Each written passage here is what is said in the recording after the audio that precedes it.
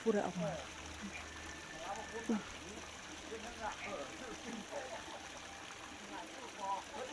เบิด3 บาทไปเลยมันประมาณ3 บาทที่เนี่ย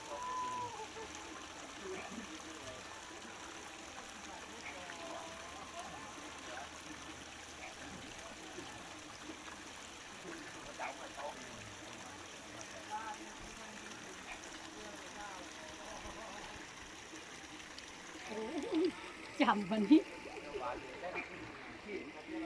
จะเดินต่อไหมนู่นไปเลยไปกัน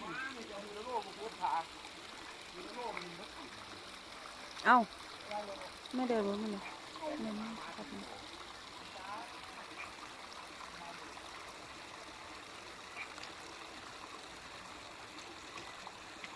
มา